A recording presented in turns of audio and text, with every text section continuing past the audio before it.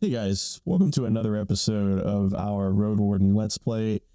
We stumbled upon a settlement that looks like it is pretty self-sufficient, maybe under the care of what seem like giants. Somebody by the name of Foggy is running this place. It's essentially a tavern or an extra inn. There, in addition to Foggy, there is several other people here that hunt and forage on her behalf. This was an interesting find because there was a lot mechanically that opened up here in terms of how we could utilize this place as a midpoint, moving from the west to the eastern part of the map.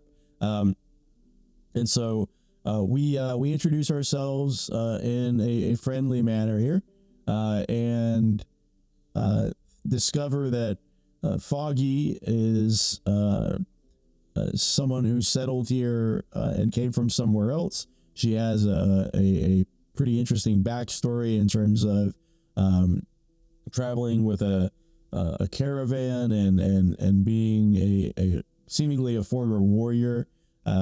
She traveled here with her son, and now they kind of hunt and forage, and they live near a settlement called the Creeks, which we have not been to yet.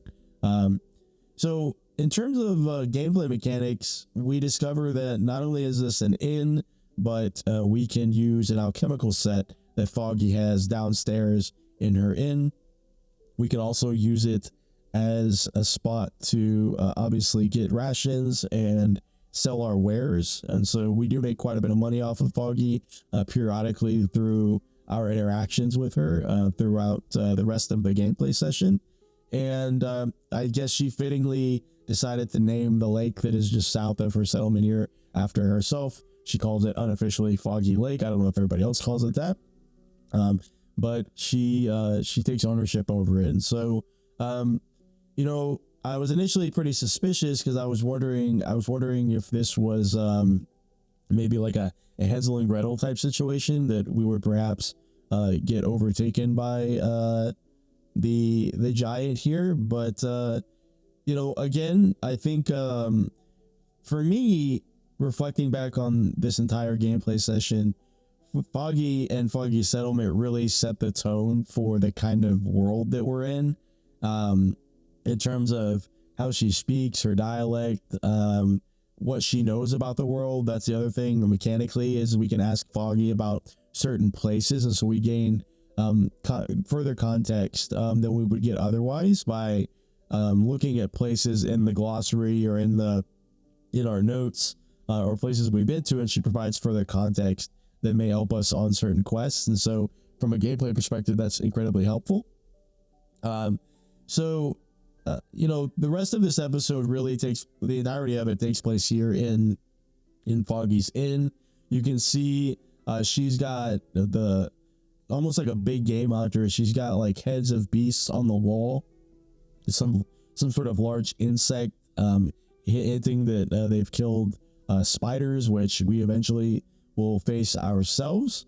And so that's kind of their life, right? They make do with what they have.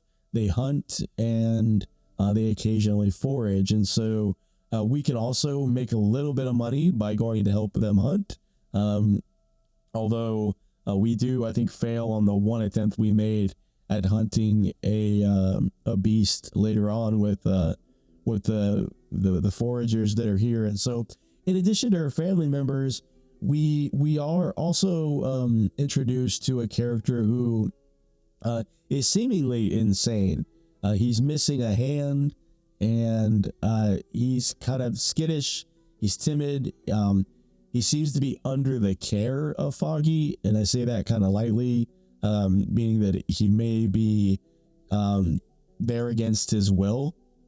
But it's revealed later that he used to follow a particular religious sect.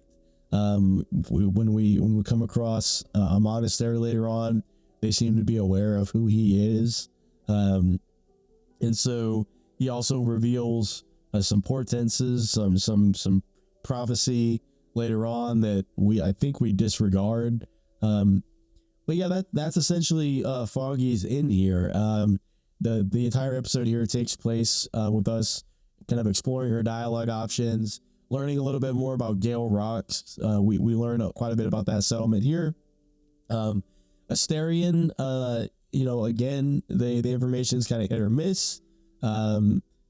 But we do okay in terms of building rapport and establishing a base of operations. In terms of the entire scope of the gameplay, this is kind of the midway point, the stopping point, a true resting point as we expend our vitality and our nourishment to get from point A to point B, especially as we discover the Eastern Road and the Watchtower. Eudosia's tower, which you'll see in a future episode, and north to Gale Rocks. And so this is yet again another crossroads that we come to that helps us navigate. So I'm gonna let the rest of this episode play out, guys. Let me know what you think of Foggy, and if I missed anything here, if there's any tips or tricks that I could have used this settlement for. I mostly ended up using it for like I said, as a resting point to sleep.